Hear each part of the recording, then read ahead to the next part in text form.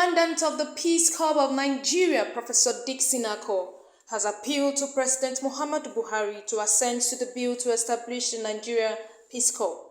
The National Commandant, who made the call in Abuja during a press conference, also said the bill, if assented to, will create employment, engage the youth, and help in addressing security challenges in Nigeria.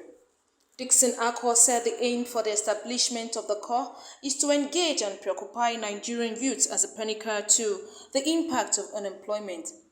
The dynamic nature of insecurity in Nigeria requires multi-sectoral, multilateral, and multidimensional approaches to tackle insecurity.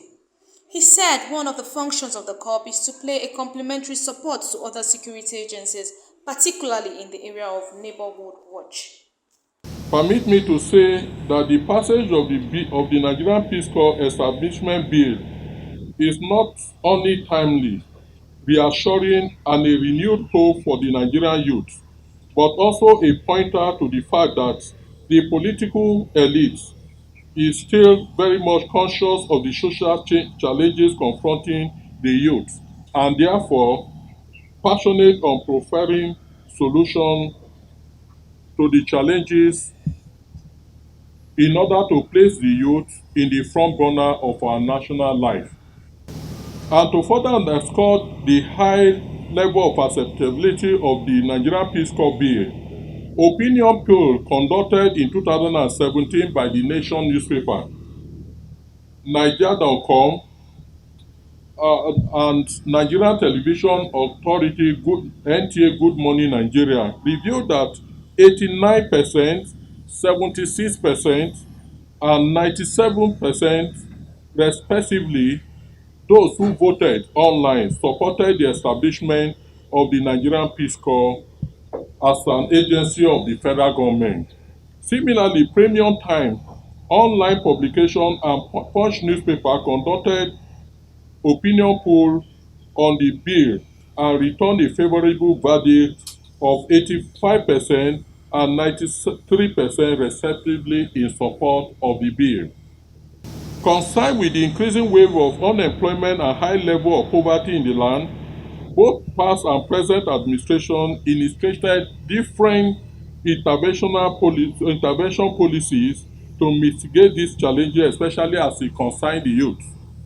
Some of these initiatives are subsidy reinvestment program Shopee, You Win, conditional cash transfer, Empower, Government Enterprise and Empowerment Program, Government Intervention Fund, Nigerian Youth Investment Fund, and Social Safety Net, etc. It is a proven fact, an incontrovertible reality, that once these financial handouts are no longer forthcoming or delayed in coming, these same youth go back to the streets on protest or quickly revert to social ill and unproductive preoccupation, and even sometimes backlashing the government. However, it is advisable that a more robust, sustainable, and institutionalized approach be adopted through the framework of the Peace Corps to ensure irreversibility of condition and welfare status of Nigerian youth. The dynamic nature of insecurity in Nigeria today requires role differentiation as a panacea to expertise in addressing security challenges. It is also require multi-sectorial, multilateral, and multidimensional approaches to tackle insecurity. In more advanced society, youth-based organizations like the Peace Corps of Nigeria that the acts passed by the National Assembly sought to establish are established with the sole aim of engaging and preoccupying the youth as a panacea to the social consequences of being unemployed.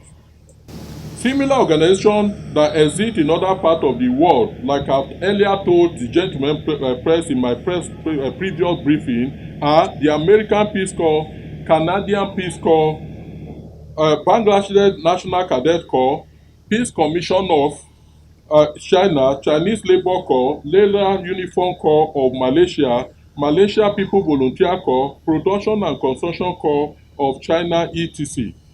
As all these are consciously and deliberately designed to empower and socially preoccupy the youth so that their state of idleness won't be exploited negatively or adversely by any group or egocentric politicians.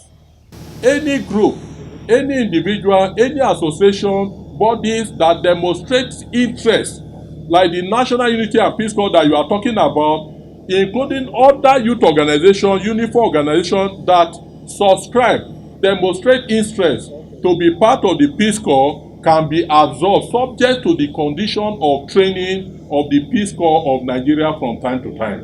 So the bill explain itself. Any other body that is going about laying claim to the bill is just being mischievous and is just misrepresenting the reality as it is contained in the bill passed. I was very specific. Clause 18, clause 38 of the bill is what deal with the organization that whose bill was passed and how other organizations that are not part of the bill can subscribe to the organization. So far, as of the time the bill went to National Assembly in 2016 and 2017, the total number of our officers and men duly trained and documented are over 187,000. Now, beyond the state office that you are talking about, what make this thing very simple for government to establish is because we already have the offices in place in all the states of the federation, capital, all the state capitals, and also in 93% of the local government areas, local government headquarters in Nigeria. We also have our local government offices, including the federal area councils in the federal capital territory. So, like I've stated in the time past, it's not a question of conceiving and giving birth to an infant idea again. It is an organization that have endured over the last 2 decades, and with the structure we have on ground, government can leverage on that opportunity and be able to use it as a platform for genuine and institutionalized youth employment platform.